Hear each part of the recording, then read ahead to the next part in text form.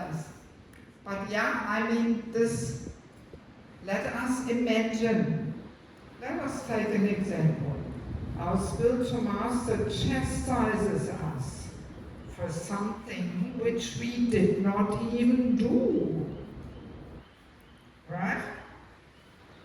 That would be a challenge for the false ego. Just imagine. He chastises you for something you didn't do. And naturally the false ego rebels, protests. Oh, that's not fair. What is he thinking of me now? Towards Guru we are all very concerned. What is he thinking of me? Does he understand what a dedicated and pure devotee I am? So, yeah, so what would be the right way of acting when we are chastised for something which we didn't do? How should we react? Be quiet. Yes, that actually would be the proper way of acting.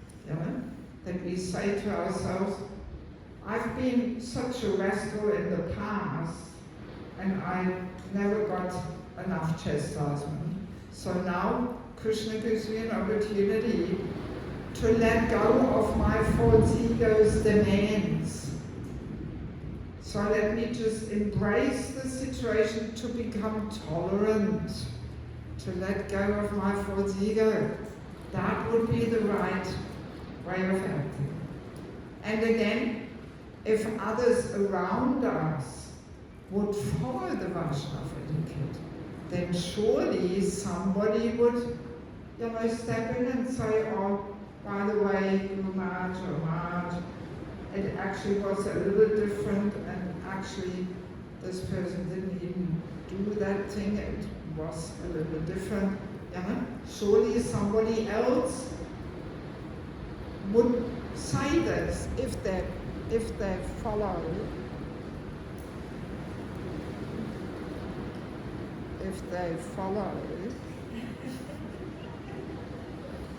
So how come the light is on? Yeah, so if they follow the etiquette, then surely somebody would step up and say something and defend us. Yes. Yeah, but that would be the proper way to act. And not to say, oh, Guru Maharaj, by the way, it wasn't me, and actually it was like that. I had blah, blah, blah, blah, blah, blah. But that would be inappropriate. So that would definitely be a challenge. Right? Yes. Before I go further, sorry, 5 o'clock. So before I go further, let me see if we just have some questions about this point of not defending. Do we have any questions for discussion on that? Yes, please. As we know, there are 2 levels of defending. It's the platform of mind, and platform of will. When we have a platform of mind, definitely we defend for our ego, for even ego of others, still it is a platform of mind. For the feelings, I like, I don't like, I said, you're my friend, you're my enemy. It's a still mind platform.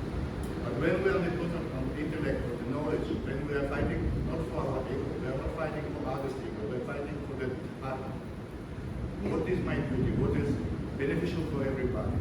Then this is what the devotee doing is. They are protecting them. What Parikshit Maharaj did. But he was quarreled with the Kali himself. I can't hear you properly. What was the last thing? He was worried. The beginning I could hear, but just the last sentence. What was with Parikshit Maharaj? Yes, Parikshit Maharaj was protecting karma.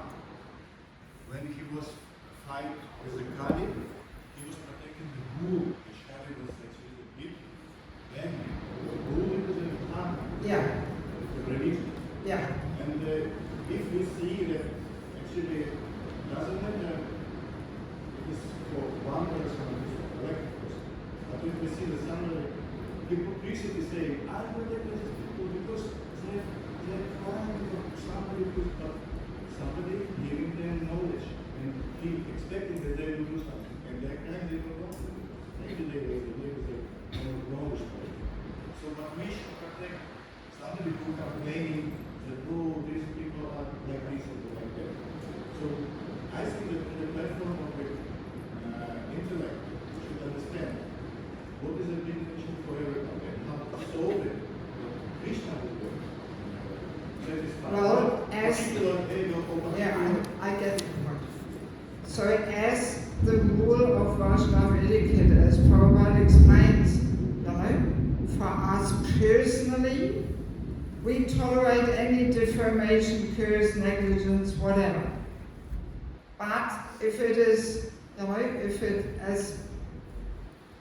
but in the case of their being performed against the Lord or his devotees, then we step up, not for us personally, So we have to be very careful, because very easily the intellect comes up with all kinds of dharmic things and so on, but actually if we look a little bit deeper, it's still the false ego wanting to protect ourselves, So better that other people protect, if we are involved somehow, Yes. I mean, the goal of protection is more important. Huh? The goal of this protection is more important. What is the goal? Yeah, but as I'm saying again, if we want to dissolve our false ego, then better to if we are somehow involved in a whole affair, better somebody else protects. Because it's so subtle. Usually these questions come up again and again when people say, but if we're just explaining and this and that, yet still, if we're really reflecting and introspecting, we will discover that the false ego is involved, and we are actually defending ourselves. So of course, there is examples, for example, Prabhupada, he was fighting court cases, Mumbai, Mr. Nair, and. But he, of course, was fighting on behalf of Krishna. It was not his ego battle, right? Yeah. And we also have the nice story with Shakshi Gopal, right? So when the old Brahmana promised the young Brahmana in front of Shakshi Gopal that he would get the daughter as a wife, and then later on he didn't want to fulfill that promise because his relatives were all angry with him. So then the young Brahmana, he was indeed on that level, that he didn't care about himself, whether he gets the daughter or not. But his concern was, this old Brahmana gave the promise in front of Shakshi Gopal, and now he's breaking that promise. And this will not be good for him. Yeah. And that's why he did this whole thing. And he appealed to Shakshi Gopal, please come as a witness. And then Shakshi Gopal says, well, how can I walk? And then the young Brahmana says, well, if you can talk, then you can walk. So, and then Shakshi Gopal agreed to walk behind the Brahmana, and I'm sure we all know the story. So, but surely Shakshi Gopal would have never agreed to walk behind the young Brahmana if he had simply led an ego battle there, right? Yeah, but his motives were pure. But we can't so easily imitate that. We may think, again, the contaminated intelligence, may find all the justifications why we have to fight and this is unjust, and this is a dharmic matter, but then deep down, when we look a little deeper, hey, it's the false ego, you know. So again, I'm saying it again and again, mentorship, having a counselor. We have to take guidance, you know? Am I defending myself here, or am I really purely, you know, fighting for a higher purpose or something? Because it is so subtle and very easily we can cheat ourselves, you know? And the contaminated intelligence finds all the reasons and why this is a matter to fight. You know? What in the material world is that all is bad. There is no peace. Even for the karma, you have to fight. You cannot get it. I want to tell you a short story. Sorry, it was very interesting on this topic. This one manager said that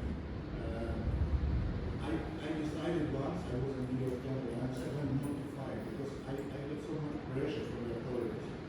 And I even just was ready to make a suicide because of too much pressure. And she said, I decided to quit the place. And after 15 years, I just started thinking about what happened in that time. She said the people who blessed me, they're all gone alive, and I'm still in Islam. So yes, so let Krishna take care of it. Yes. Yeah. Yes. I mean, I can also share some little story, because sometimes people say, they bring up this question, but you know, in the material world, if we don't fight and defend, people walk all over us. We don't get anywhere, right? That's a very common question or point. So, and to illustrate that, I want to share one little story from my personal life. That is about, many years ago, 15, 20 years ago. The German taxation department charged me €1,500 tax, which I should not have paid. They just basically cheated me, you know? And they sent me a letter, I should pay this tax, and I had 3 months time to object and make a comment to it, but I missed these 3 months because I was traveling and I didn't get the letter. Somebody accepted it on my behalf, but they didn't open it and didn't have a look at it, they didn't realize it's an important letter. So the 3 months were up. And when I got this letter, I was furious, of course. What is this? These guys are just cheating me. You know? And my ego was on the ceiling there. So, and then I immediately went to the taxation department and I started arguing with a lady there, you know, and she was saying, well, you missed the 3 months, you can take the matter to court, and blah, blah, blah. And I was so disturbed, and I couldn't even check properly anymore. The whole thing was going around in circles. So then, thank God, I remembered one verse in purport from the Bhagavatam, which I had copied in my little verse book. And yeah, so sometimes it is useful to know a little bit the Shastra, you know. So I want to read this to you. The verse, this is 4:19-34. The verse goes as follows. We should always remember that if something happens by providential arrangement, we should not be very sorry. Providential arrangement means Krishna's arrangement. The more we try to rectify such reversals, the more we enter into the darkest region of materialistic thought. That's definitely what I experienced, the darkest regions of materialistic thought.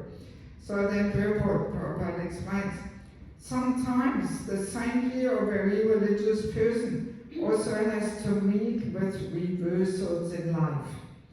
Such incidents should be taken as providential, meaning Krishna's arrangement. Although there may be sufficient cause for being unhappy, one should avoid counteracting such reversals, for the more we become implicated in rectifying such reversals, the more we enter into the darkest regions of material anxiety. Lord Krishna has also advised us in this connection. One should tolerate things instead of becoming agitated. So I remember this, and I thought, okay, let me just pay it. That's it. Maybe I haven't paid much taxes this life, maybe I'm still owing them something. Okay, let them have it. And I just paid it. And a good point to remember is always, will this be important at the moment of death? No. Who cares? Who cares? Even now, who cares? They will be laughing. Huh? They will be laughing. Yes, so that's the point, that from a material point of view, it looks like we are the loser when we pay. Actually, when Gopish Prabhu was editing that chapter, he wrote me back, I think I wouldn't have paid it. This takes me a while to digest. Yes, but from a material point of view, we look like the loser. But from a spiritual point of view, we are the winner. Because we use the situation to let go of the false ego's demands. We subdue the false ego. So we may be very successful fighting and defending our way through life, but then at the moment of death, false ego is not dissolved, and we have to do another round in the material world. So that's the whole thing. From a mundane point of view, it may look like weakness and being a loser. But from a spiritual point of view, we are the winner. And yeah, I distinctly remember, it took me a couple of days to quieten down the false ego, because the false ego was still protesting, oh, not fair, or they cheated you, or Krishna's Lakshmi, you could have spent it in better ways, and then. But yeah, thank God I was able to not listen to it and just move on. And because you imagine taking such a matter to court, your whole bhajan would be out the window, So did you just pay it? Yes. That's what I did, remembering these verses. Yes, we should not counteract, because the more we counteract such reversals, the more we get implicated in and material anxiety. Prabhupada explains it so nicely. Yeah, that really saved my situation, and I remember that. Yeah, and I thought, okay, let him have it. How much was it for? €1,500. 1,500. Yeah, so it's almost the same like dollars, maybe a little more dollars.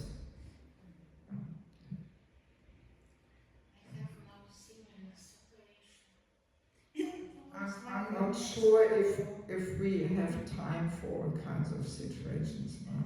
You can tell me later. No, I don't know. Okay. Yeah, but now it's good to understand, Yes. Because the false ego demands justice and fairness, Yes. But this is the demand of the false ego, So Prabhupada explains it so nicely. We should take it as providential, and we should tolerate instead of becoming agitated. And this whole topic of not defending brings us to the topic of tolerance, which we briefly discussed when we were talking about forgiveness, that the inability to forgive is actually based on the inability to tolerate. And tolerance is one of the most important qualities to cultivate. It's almost like the criteria to measure a person's spiritual strength and advancement and how much a person can tolerate. Famous examples are always Prahlad, Sagar. They're famous throughout the universe for their level of tolerance. And as Bhagavad Gita 269 describes, what is day to the common person is night to the introspective sage. Right? And what is day to the introspective sage is night to everyone else. So meaning, materialist spiritualists have very different approaches to things. So what is success in spiritual life? Being tolerant most likely is seen as what with material eyes? As weakness, as being a loser. Yes, completely. Often we hear this. What, you tolerate that? I wouldn't tolerate that nonsense. No, I'm not out. I get divorced. Forget it. Yeah. In material life, the success is not to tolerate. That's success. Right?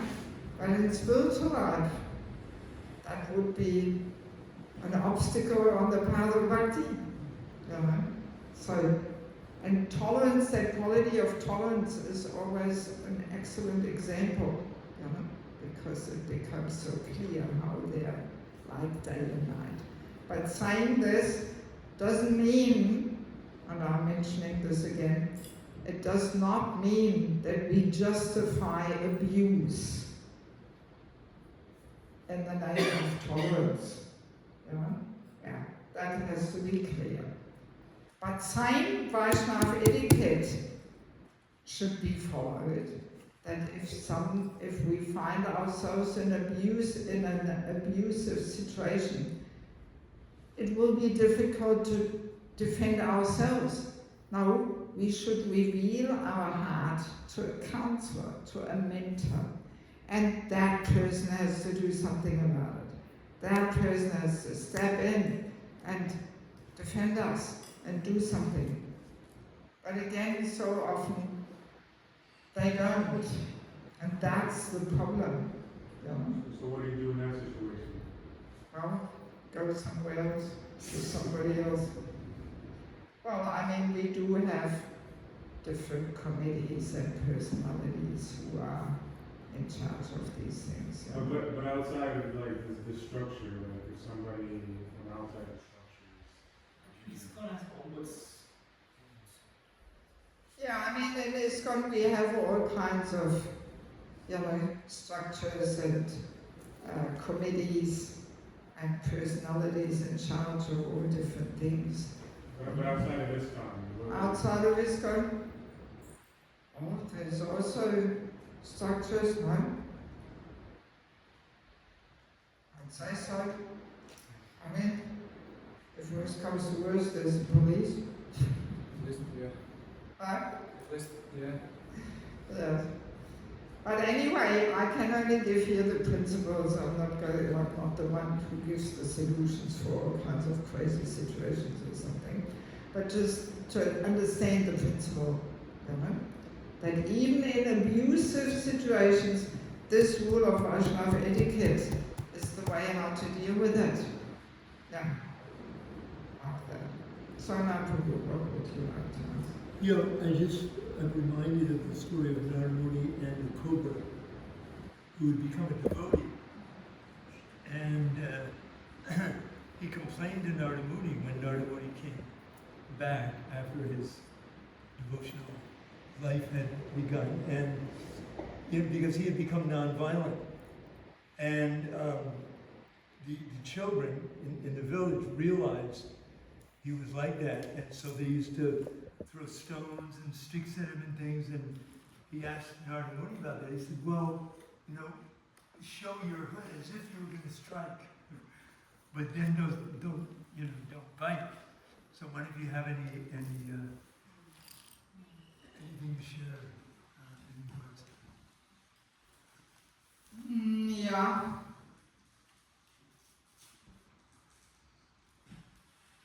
Not sure. I guess it depends on the situation, you know? I mean, also let us remember when the 6 types of aggressors attack, then we are authorized to defend, you know, if it's actually really a life-threatening situation. So 6 types of aggressors is setting fire, kidnapping the wife, stealing the land, giving poison, what else? Huh? Attacking with deadly weapon, and one more. Kidnapping one's wife? No, I said that. Stealing one's riches or something. Oh, yeah, you didn't say that. Yeah.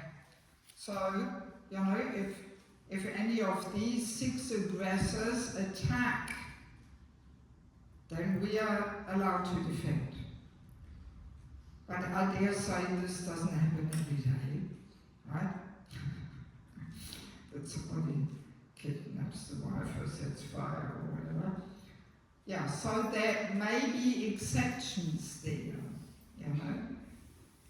But the basic Vaishnava etiquette is that we should not defend because, yeah, false ego is the one we want to defend. You know? I dare say so. And I mean, we also have other examples. I think it was Joe Barrett, right? Who tolerated all kinds of stuff. People were peeing on him and whatnot, right? Yeah. So, and he didn't defend, right?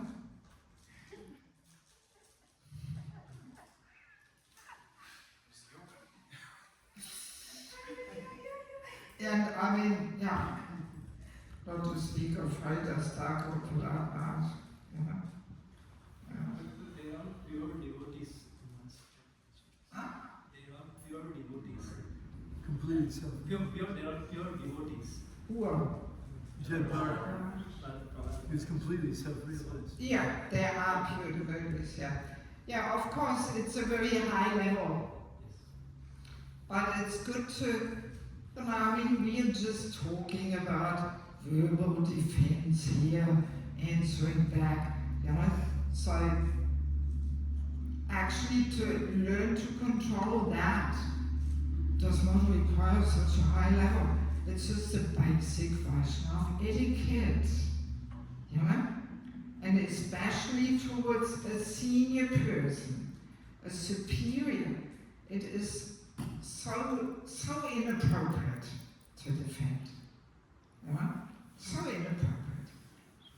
But even towards equals or juniors, even let's say a young devotee behaves badly towards us, you know, we may again say, well, we are in the position of teaching that person how to behave, so I should tell him, hey, you shouldn't talk like that to me. But if we look at our heart, there is a portion of defending the false ego here. Well, who do you think I am? You shouldn't talk to me like that. So then again, better to get somebody else to give that instruction, and not we, and not us, you know? That we say to somebody else, oh, you know, such and such bhakta or bhakti is behaving like this and this towards me. Can you maybe, for their sake, tell them that they shouldn't act like this or something? It's better if it comes from another person. You know? Because also that person who needs the correction might think, oh, he's just defending himself. You know? And maybe the person is right, because there is, we are not free from a false ego yet, there is that urge of the false ego. I shouldn't talk to you like that, and oh, you better tell them, and you know. Let's there, let's be a little humble and honest, you know. So that's why it's better if it comes from another person and not from us, you know. Yeah, because it's just so subtle, so subtle. Yeah. So even to its equals, juniors, not a good idea to defend. Not a good idea. I'm just wondering if I could share a quote from Bhakti Vaibhav Puri Maharaj, Prabhupada's grandbrother, who's very, very favorable to Prabhupada. He says the qualities favorable for serving the Lord are tolerance, humility, and appreciating others. Without tolerance, one cannot develop strong faith in the Lord. Tolerance is the ornament of a Vaishnava. Furthermore, one cannot genuinely appreciate others unless one considers oneself to be insignificant. These attributes are essential in the service. Yeah, very nice. Yeah, I mean, I always like to see humility as the primary quality, which manifests in secondary qualities, like tolerance, respect, patience, gratitude. You know, they're all secondary qualities of humility. A humble person will always be grateful, respectful, tolerant. But a proud person will never be any of it. You know? Yes. And as we just quickly added, just for the sake of completion of the topic, we did talk about it in the forgiveness session. The difference between tolerating and suppressing. Right? You remember? Some of you were there. That what we usually think is tolerating is actually simply suppressing things. We kind of try to shut up, but internally the ego battle continues. Right? Denial. That's not tolerance. That's simply suppressing. So for tolerance, for true tolerance, to cultivate that, we need two tools. The first one is, who can remember? Huh? Humility, manifesting in this mood, actually I deserve so much worse. But Krishna is so kind, he only gives me one drop of what I really deserve. If we have that mood and contemplation, that will already quieten down the false ego. Right? If we don't think, oh, how can they treat me like this? And don't they know I've done so much service, I've done so many big contributions, blah, blah, blah, blah, blah. You know? No, we should be thinking, actually, I'm such a fool and rascal. I deserve so much worse, but I only get one drop. And then the second tool, faith. Meaning that we see Krishna's hand in the picture. What is Krishna trying to teach me here? There must be some reason why Krishna arranges the situation. He wants me to learn something. So to connect our situation with Krishna in the picture. This is what it means to be Krishna conscious. Yeah? And so often, I'm always making this joke, when everything goes according to our plans and for the satisfaction of our mind and senses, then it's no problem to see, oh, it's Krishna's arrangement. Yeah? But if something is challenging, you know, and a calamity, then not so easy to really see, oh, this is Krishna's arrangement. He's trying to teach me here something. And that vision we can only have if we have unflinching faith in Krishna. Yeah. If we have faith in Krishna, then we can see Krishna's hand in the picture. And we can reflect, what is he trying to teach me?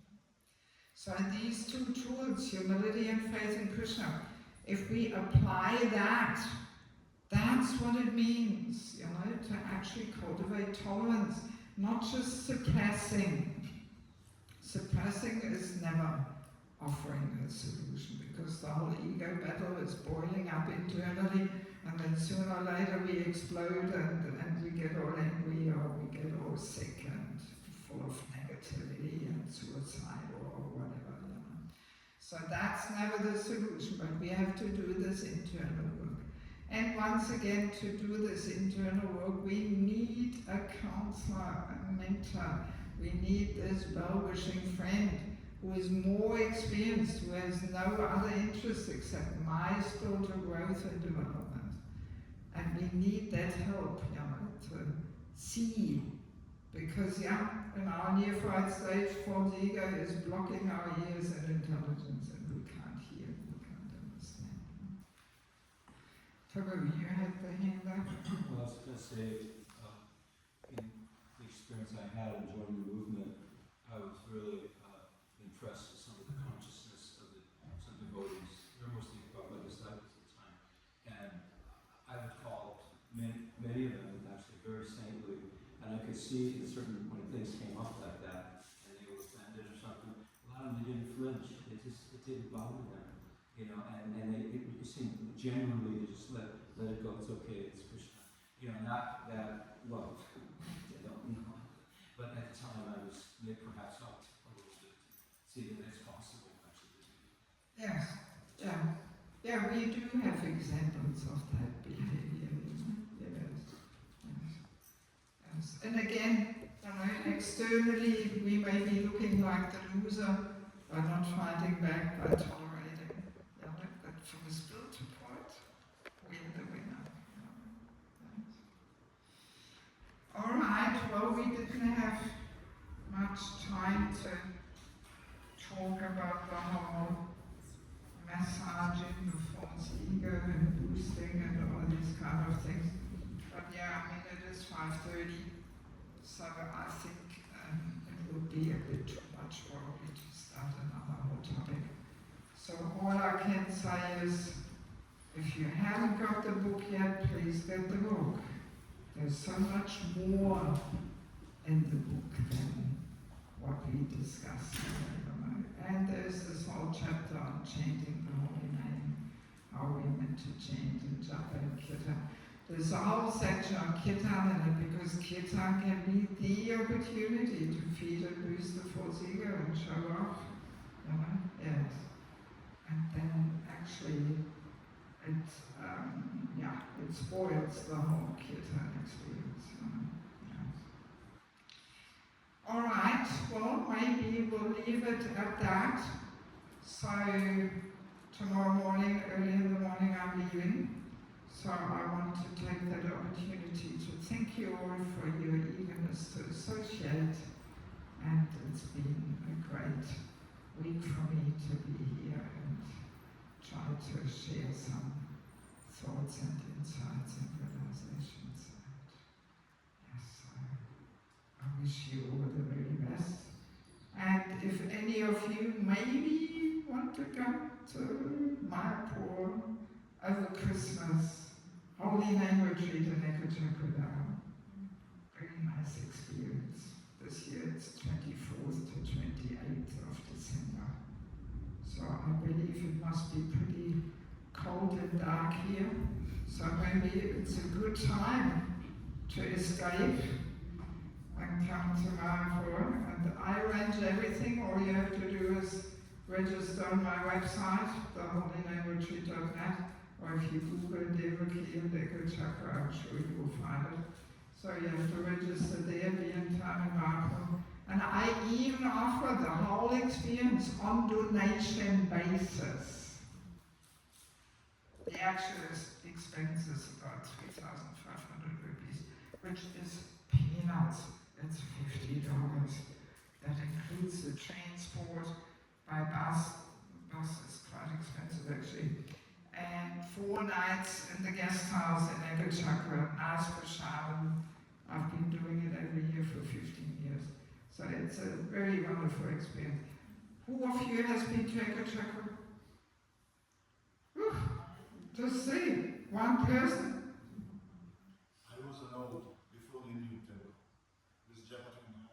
You were there. 90 Alright. Renaissance. Okay. Yeah, so Chakra is Nityananda's birthplace, so we have to get Nityananda's mercy. Yeah, it's a very sweet and deep experience. If you switch off your mobile phone, you can enter a different reality. Very powerful. Yeah. Okay, I wish you all the very, very best. Thank you so much. Srila Prabhupada ki jai. Bhagavad Bhakta ki jai. Gaura Premanandi.